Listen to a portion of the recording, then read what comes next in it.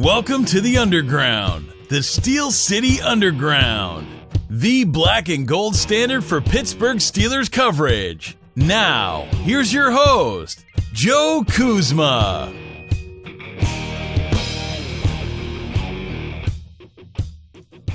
Hello, everyone, and welcome to another edition of the Steel City Underground podcast, presented in part by StubHub. Take a night off from Night's End. Find great seats for amazing events near you at StubHub. Learn more at steelcityunderground.com/tickets. I am your host, the usual voice here, Joe Kuzma, but I have brought on a very special guest today.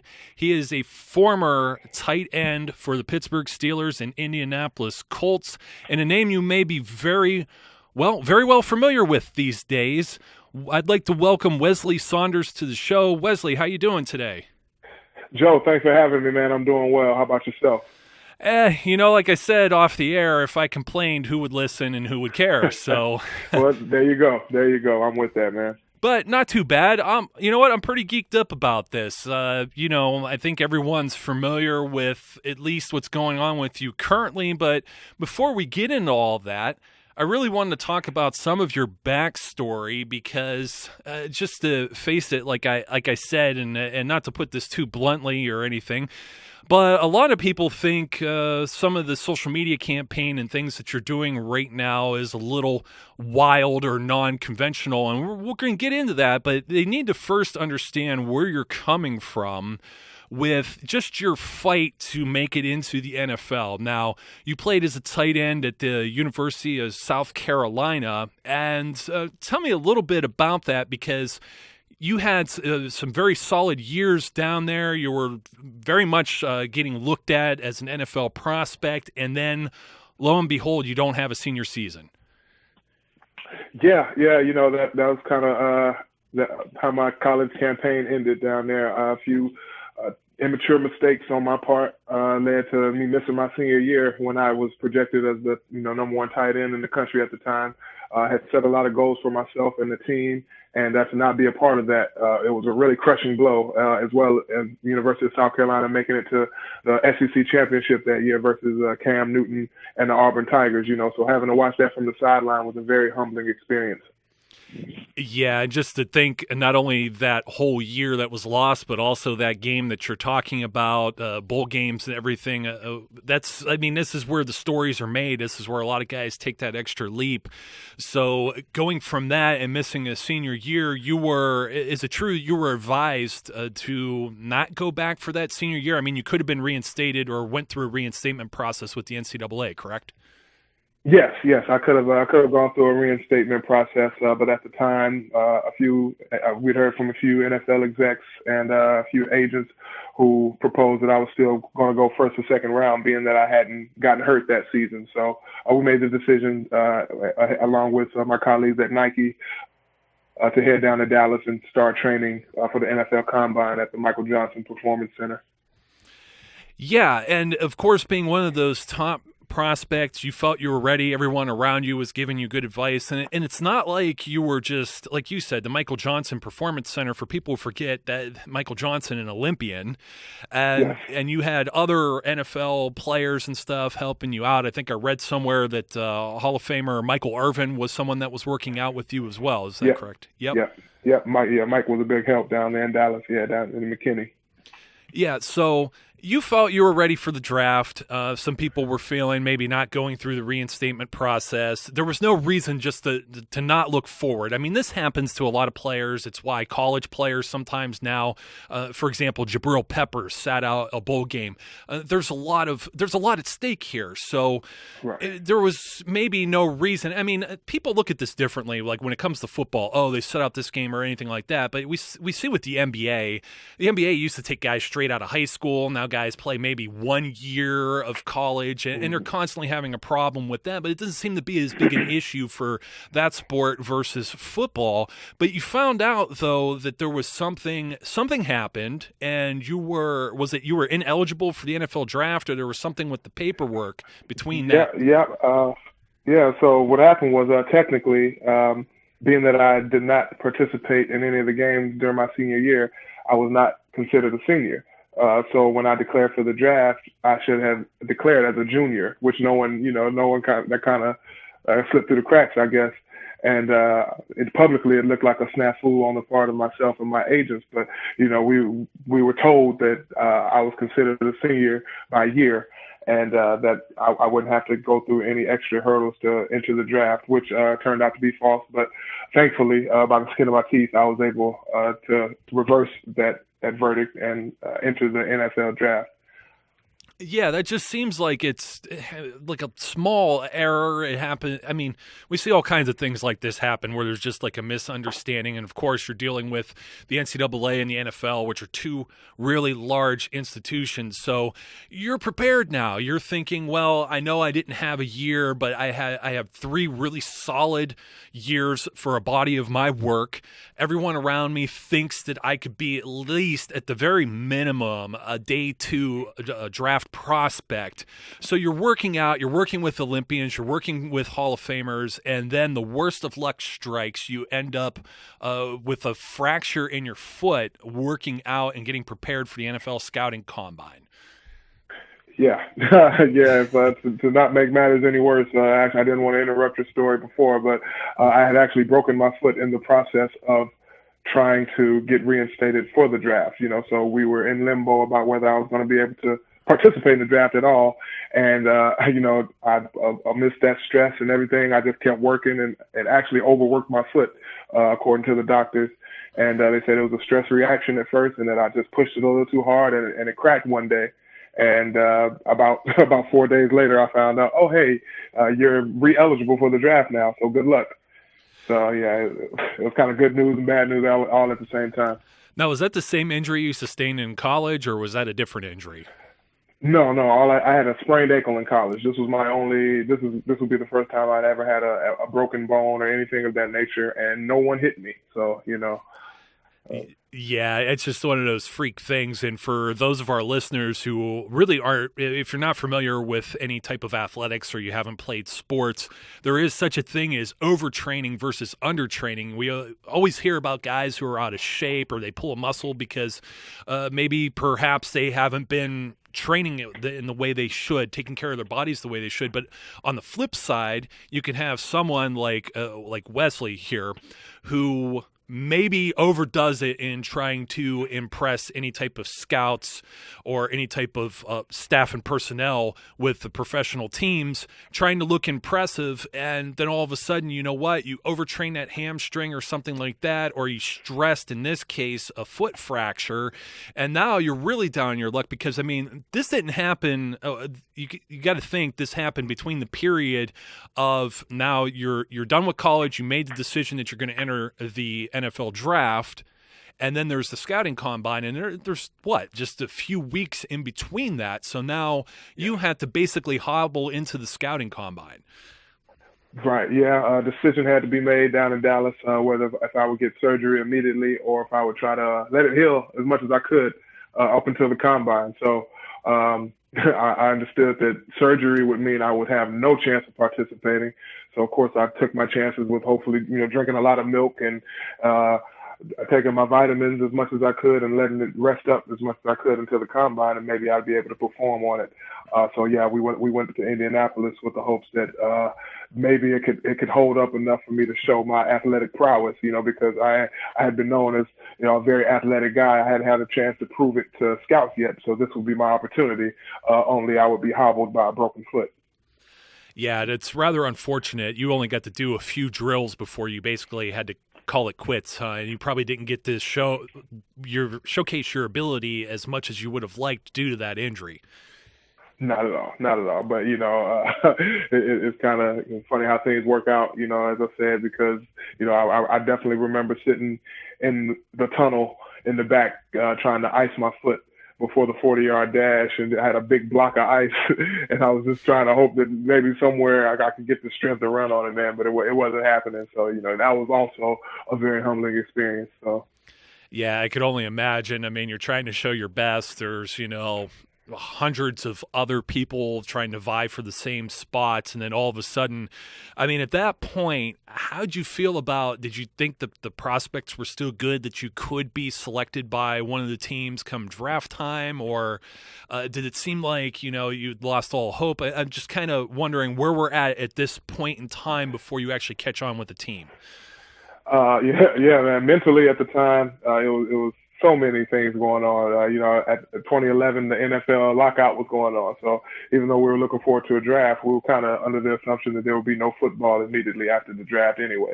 But I was realistic with myself. I understood what teams were looking at. They were looking at a guy who had quote unquote character concerns as well as a broken foot. And I know usually with football, you can have one or the other, but if you've got both, you got yourself some problems. So if you've got an injury as well as issues about your character, sometimes people write you off without a second thought. And that's what happened at the combine. I had certain teams ask me about my situation, and I could see them Xing me off in the stands when especially when they announced over the loudspeaker that I would not be participating in the 40-yard dash.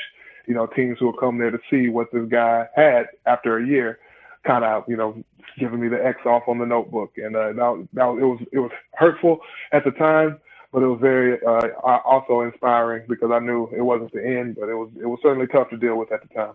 Yeah, it really is a catch-22 because if you don't participate in the combine, then they think maybe that you're sitting it out for some other reasons, you have something to hide, and here you are out in front of everyone trying to do your best on a bad wheel, and that didn't necessarily work out either. So it was kind of like a damned if you do, damned if you don't situation. And I could see how that could be perceived by, especially with the people that are making these decisions. They're making multi-million-dollar decisions for each of their franchises. And it's just like the smallest of things that here, they're just going to cross a name off here or there. But you make a very good point about the lockout. And because of that, you had to wait quite some time. Now, did you have any idea about what teams? Were there a few teams that were, I can't necessarily say whether they were in contact, but they showed interest or they expressed interest in your services? Oh yeah, certainly. After the combine, I had my pro day, which I also performed on with the broken foot, and the Steelers came down and they showed a lot of interest, as well as a few other teams. But it was obvious that the Steelers had shown the most interest, and I certainly remember the tight end coach James Daniel came down and we ran some drills with him, and he was fully aware that my foot was broken, and he didn't take it easy on me, not one bit. And he's an older guy, kind of old school, and I know he was watching to see how I handled myself under such excruciating pain and under the pressure. And I think I did a good job at that because a few months later I ended up signing on with the team. Yeah, exactly. It was actually July 26th that the date that I had. This was 2011. Yep. And the reason that's an important date is that teams reported to training camp on July 28th, just 2 days later. So you literally had to pack your bags and go straight out to St. Vincent College. Oh, yeah. I had a job for a few months at the University of North Carolina at Chapel Hill Neuroscience Center. Shout out to all the guys at the Neuroscience Center in North Carolina. But yeah, so I was there for some months and informed my boss that in the IT department that I would not be coming back to work, and I was heading up to Pittsburgh. Everybody was happy for me, but I was certainly ready. And in a twist of fate, those 3 months was exactly what I needed for my foot to heal up. So I was ready to go physically, and the only thing I had to do was get over the mental hurdles at that point. Now, let's be honest. You just wanted to stay at the IT department and, I don't know, take service desk calls or repair computers or remove viruses, or, you wanted to pursue this dream of football, right? Yeah. Everybody in the building kind of was under the assumption that I would be gone any minute, but I certainly enjoyed my time there and learned a lot working with the doctors there, and hopefully, and actually talked about doing some work with them after my playing days are over. So. Yeah, so this is actually the first practice takes place on July 29th, 3 days after you sign. Were you pretty much recovered in full health from that injury by this time and ready to go? The foot had healed up, but as far as going full speed and planting on it every day and blocking other grown men, that was something I hadn't done yet. So it was really just a test of will and knowing that it was under such different circumstances because we only had about 16 days of training camp. And, we had all these guys coming in all over the place, and you had this condensed training camp. So you really are trying to show what you can do in a short amount of time. And luckily, Bruce Arians was able to see past, my rookie jitters and saw that I had some talent. But it was a lot of pressure because guys were getting cut on the first day. We hadn't even practiced yet, and there were guys cut on the way out already. So. Oh, yeah. When you're dealing with like the 90-man rosters, I mean, those bottom spots especially, since you come in as an undrafted college free agent, it's like a revolving door if you can't prove your worth there. And this is all, mind you, Wes, this is the kind of picture we're trying to paint here on today's show is just persistence. And this is really what Weslye Saunders is about. He went through an injury in college. He had to deal with this. He didn't even do the entire scouting combine. He hobbled through a pro day, still gets onto an NFL roster just to start camp, has a few days, quits his job, heads on out towards Western Pennsylvania. And then you have just a little bit over a dozen of these training camp days, these practices, and you're able to actually make the 53-man active roster as the third-string tight end for the Steelers.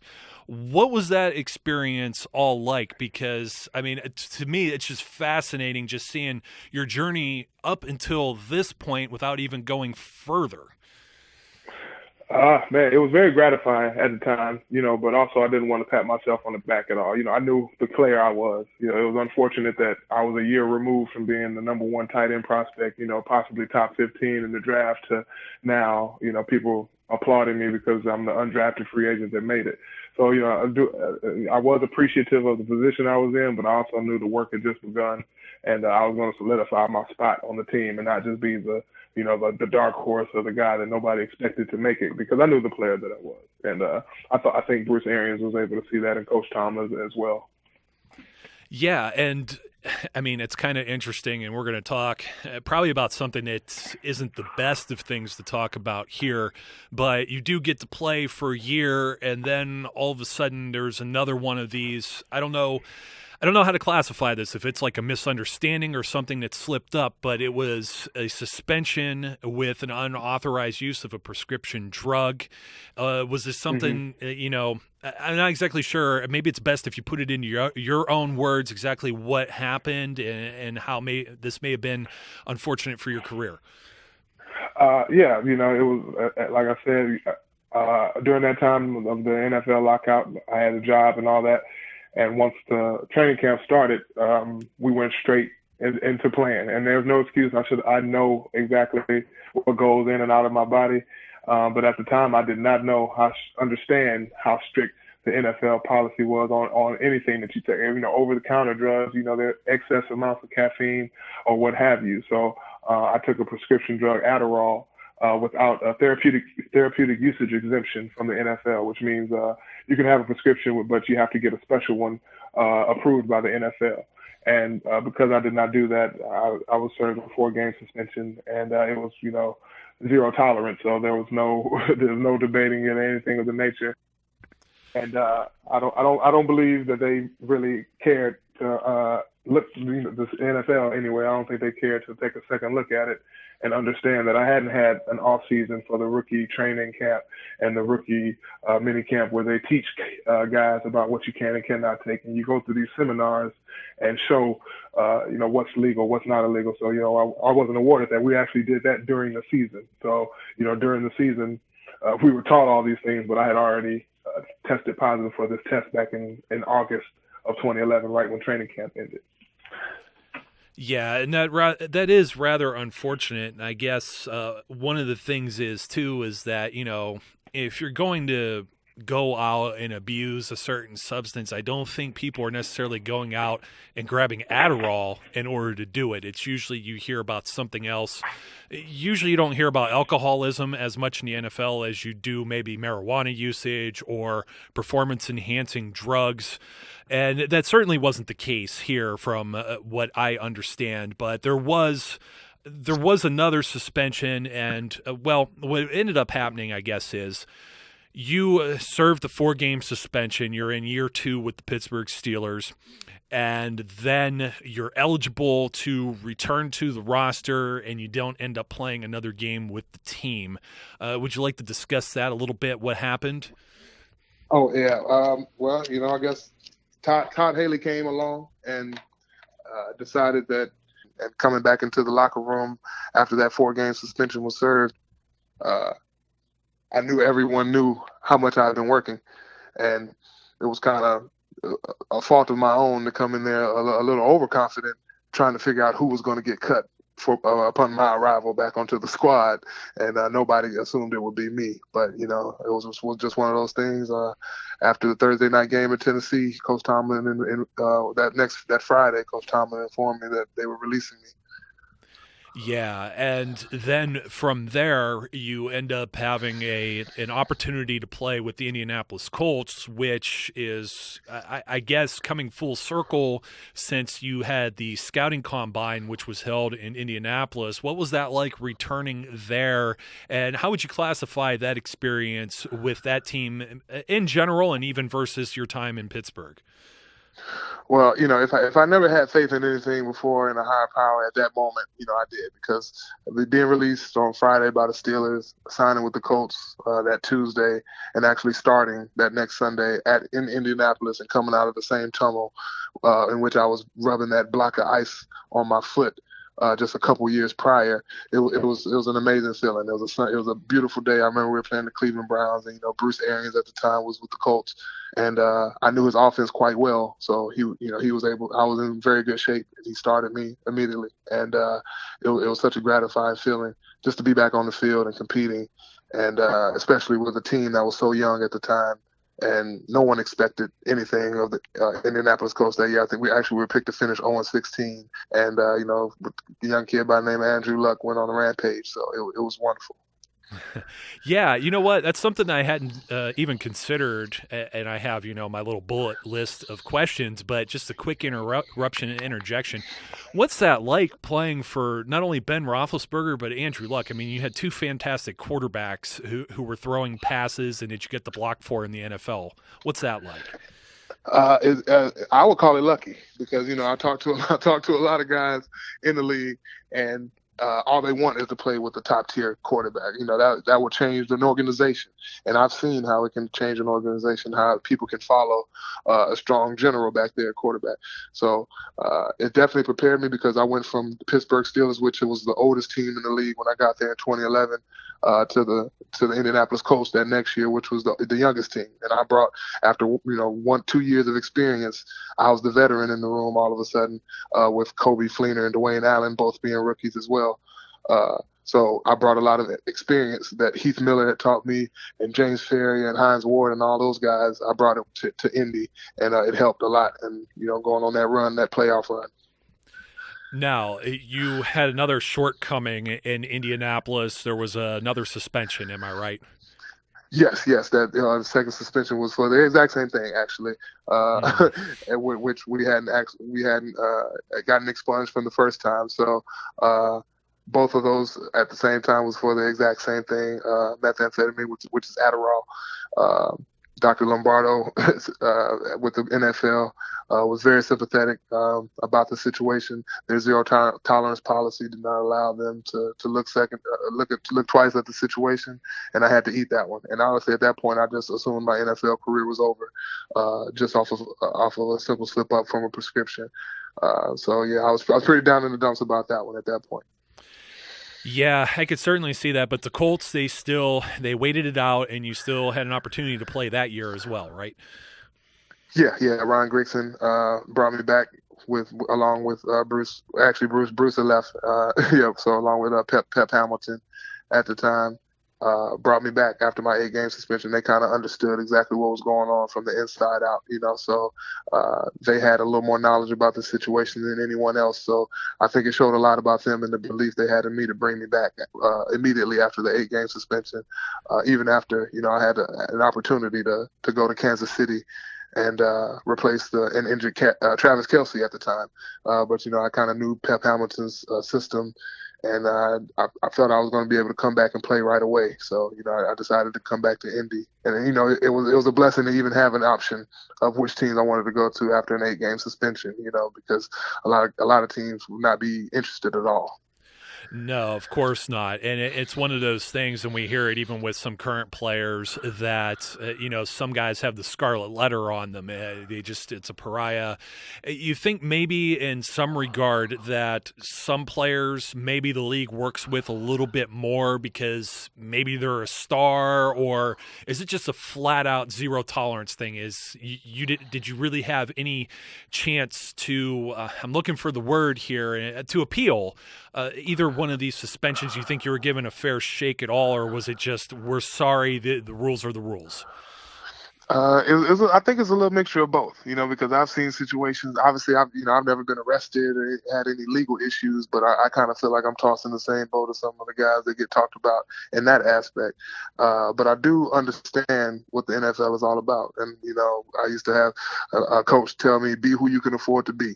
And, I do understand that some things some players can do, and there's some things that other players can't. And I know I didn't have the opportunity to break out and be that superstar where I could actually gain some leverage, So I had zero leverage, and I was getting in this trouble. So I was not doing myself any favors at the time, and I totally understood that. And I think by the time I woke up, it was kind of too late. Yeah, and I know I keep using the word unfortunate, but it is true, though.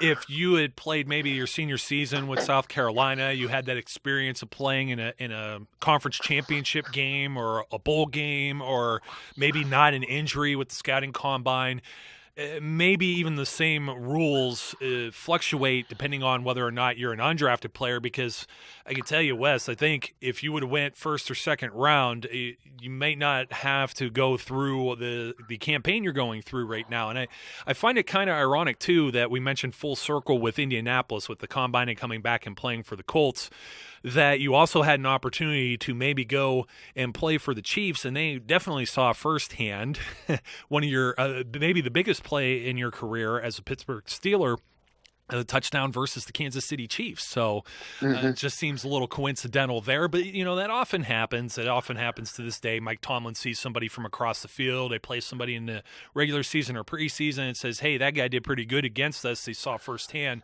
and they bring them on board. Now, this is the part where people think maybe this is the unconventional Weslye Saunders that we see on social media, posting videos and visiting different team complexes. But you haven't been on a roster since leaving the Colts in 2014. But you've recently started hashtag Why Not Wes, the Why Not Wes campaign, and I know some people might see this differently, but I think this is all fascinating. I think it's also persistent. Is it maybe the way that everybody goes about their business? Maybe not. It's maybe not a traditional approach, but what you're trying to do, and even coming on the show, thank you for joining us again today, is you're trying to leverage these different platforms, this interview, social media, and show people that maybe you were misunderstood. Maybe you should be given another chance. And there's two things to that, two different approaches. And the first one is that you're in keeping yourself in fantastic shape. Can you tell us a little bit about what you're doing to stay ready for football and in football shape? Yeah, I mean, there's no secret about my past and my history with the NFL and the trouble I've gotten in since I've been there. The best thing I was able to do is be transparent about everything. The silver lining in having all your business put in the streets and having people across the world judge and assume you by story headlines is it gives you a chance to pretty much humble yourself and put all your cards on the table. And that's such a gratifying feeling to be transparent and say, hey, look, this is what I've done. this is what I'm doing to make up for it, and this is how I've matured and learned from it. So the Why Not Wes campaign started with some fans that were, kind of hashtagging different things. We want Wes, and Wes Wednesdays, and a couple fans said, why not Wes? Because he's doing a lot more than certain people who've gotten in trouble for a lot more, and who have seemed to been given a pass or another chance to prove themselves. So over the past couple of years, especially with my suspensions, I was focusing more about what I was putting into my body and the foods I was eating. So I converted to veganism for a long time. I eat fish now still, but for about a year, I went vegan. I lost about 26 pounds, felt great. I was the strongest I've ever been. And I started looking better, looking my age and everything like that. So it helped me immensely. And I haven't actually been on the field at this weight, at this playing weight, 6'6", 250 pounds, about less than 10% body fat. Wow. And I feel wonderful. And I'm trying to convey to the teams, my maturation physically and mentally. And I do understand that just calling or emailing a team or having my agent call is not enough. I want them to feel my energy. I want them to feel my vibe and look me in my eyes and understand that this is not the 23-year-old that made those stupid mistakes with Indianapolis, because I do feel like I got lost in the shuffle with the trouble that I had gotten in without being able to prove myself. And I do understand also that the clock is ticking. I'm 28 and I feel great, but in the NFL, they're not really looking for guys over 30. So I don't want to be the 33-year-old that's still trying to chase his dream playing football and not having played for 5 years. So, I still think that I'm not too far removed from playing football that a team will take a chance on me. And, that's what we're here for.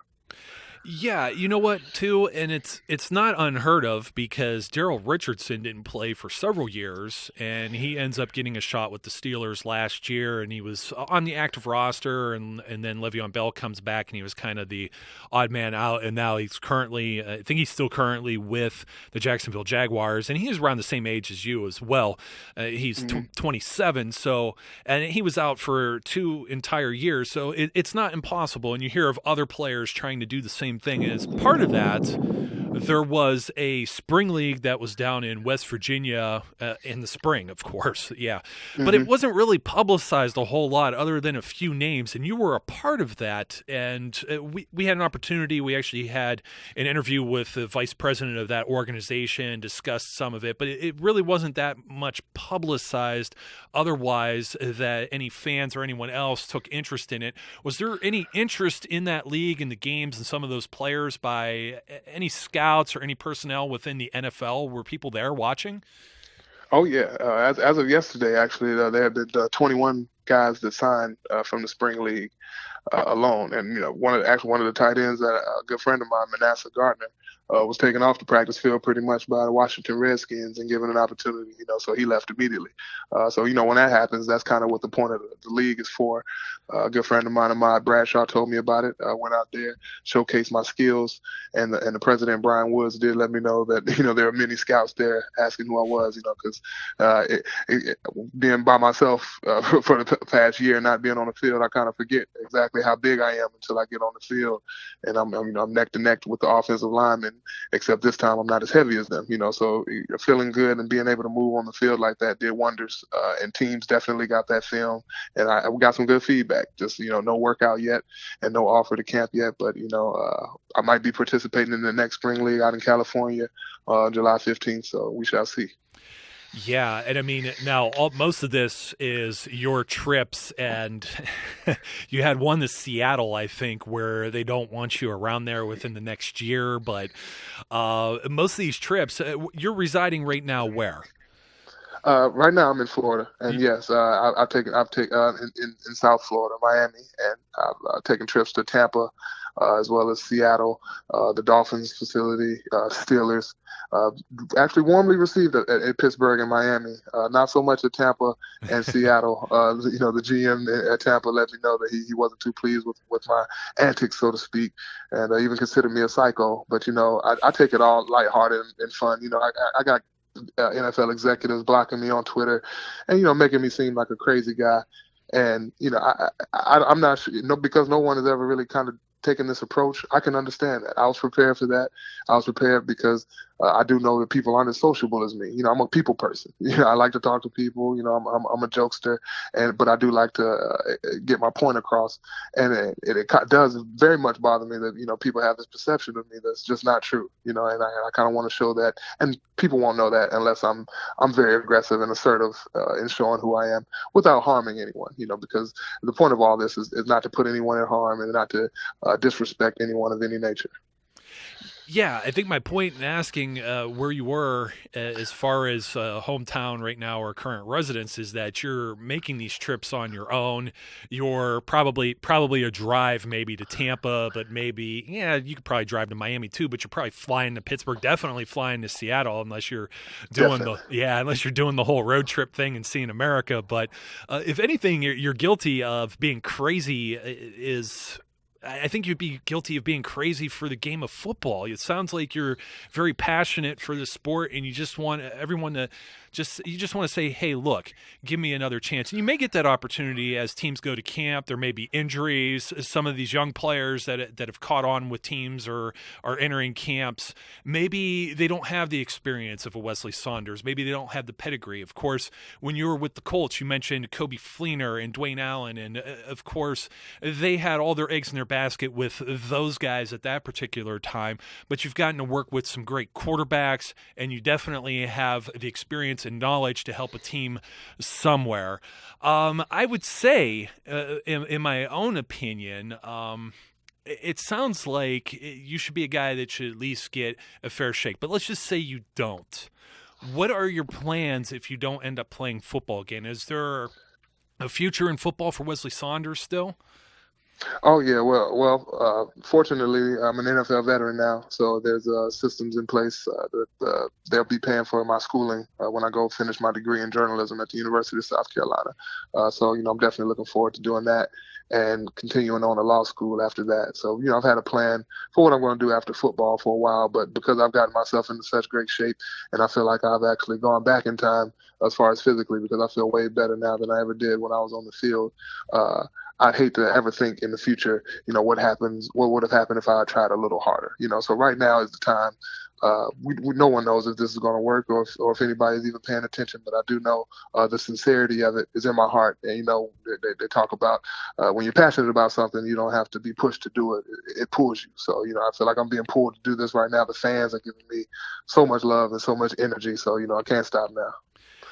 Yeah, definitely not living with any regrets. And I mean, that's fantastic. I don't want to speak about myself, but in a very similar aspect, there are several things in life where I could go back and say, hey, you know what? I did that my hardest, and I can't be upset about the way it turned out. Maybe there's some factors that are out of my control. I just know that I did the best that I could do. And that sounds like that's exactly where you are right now. Now, just out of curiosity, and I was going to ask you one last closing question, and we're kind of almost on the path there. You said, now I know journalism, I think I had heard, was your dad like a reporter or a journalist as well? Is that kind of where that falls into? Yes. He's a columnist for the Raleigh News and Observer in Raleigh, North Carolina. He's been there for, 25 plus years now, I believe. So yeah, I've definitely taken my writing after him. He's published 2 books, working on a 3rd now, and a screenplay. So his sarcasm and humor is something that I try to emulate as much as I can in my writing. That's great. And as far as law, what type of law are you going into? Criminal law, more than likely. I've always had the gift of gab as far as the courtroom goes, and I love research and I love factual information. So we'll see. That sounds like some long nights, if you ask me. But so, do you see yourself defending the guilty, or you want to be like a prosecutor? Well, defending the guilty is a tough term, man. Hopefully we won't be looking at it like that. So, but yeah, my client, he's innocent until proven guilty. There you go, the accused. I should know better. I had like a minor curriculum in college with journalism, so I should know better than say guilty. That was accusatory. Yeah, that was accusatory right there. Yeah, defamation right there. Yeah. So, just in closing, I mean, we just learned something something that maybe we didn't know about you, but is there anything else that maybe somebody's never known about Weslye Saunders? Maybe there's a hobby or something that you really enjoy doing that somebody wouldn't know otherwise unless you told us. Really, I wouldn't call it a hobby, but as far as my flexibility and mobility is concerned, I started doing gymnastics when I was 4 years old, and tumbling is something that I still frequent, especially out here on the beach. And whenever I can find a bouncy mat, keeps me explosive, keeps me flexible, and I'm a huge fan of gymnastics. And so I guess I don't know if too many people know 6'6", 250-pound gymnasts. So. No, they're usually smaller people. And in fact, myself, I'm 6'5", 240, and I have a 3.5-year-old daughter that's been in gymnastics for about a year and a half. And she's like 98th percentile for her height. And we're probably going to transition her to ballet soon because that's just not going to cut it for a little girl. She's already there you go. You see, your daughter sounds like my daughter. She'll be 3 in August. And of course, she looks like a 5-year-old. So, she's in gymnastics, but she's definitely thriving at soccer. So I feel you on that one. Well, do you have any closing comments for our listeners here? Hey, I just want to appreciate everybody taking their time out to read or listen to my story. Too often people get written off after making mistakes early on in life, and because they don't have the support from outside sources, they give up. And, I've had too many people DM and text me to keep going and to keep the fight alive, because I'm giving them hope, I'm giving them confidence. So once I realized this was bigger than me, it didn't make it seem like it was hard at all. So what I'm doing right now doesn't even feel like work. Just feels like something I'm passionate about. Just feels like passion, and I'm enjoying the people I'm meeting along the way. And thanks everyone for the support. Absolutely, and best of luck to you here in your future endeavors. I hope that everything works out for you. If not, hey, maybe we'll see you heading up some major criminal proceeding in the near future. Maybe even after you get a few more years under your belt in the National Football League. So I'd like to thank you for joining us today here on the Steel City Underground podcast. And hey, maybe we'll get to talk to you again here in the near future. Hey, man, thank you. I appreciate it. And you must know that this podcast will be getting sent to every NFL executive and guy that I know. So this will be getting spread around on my part. Don't you worry. Yeah, and you know what? I think everything that you've said, it makes it's really reasonable. And like you said, #Why Not Wes is actually bigger than Weslye Saunders. But if you would like to get in on this movement, you could follow Wes on his Twitter handle. It's at Wes_Saunders. That's SAUNDERS 88. And you know what? I hate being a broken record here, but I'd like to thank you for joining us here again today. And I hope all of our listeners now have a new appreciation for your backstory and your fight and persistence for making a career out of professional football. Thank you, Joe, and enjoy the rest of your day, man. I appreciate you. Yeah, absolutely. Appreciate you too, Wes. And folks, until next time, that was Weslye Saunders, former tight end for the Pittsburgh Steelers and Indianapolis Colts. Until next time, be safe, be good, and we will catch you later. We would like to thank you for listening and remind our listeners to follow us on social media and our website, www.steelcityunderground.com.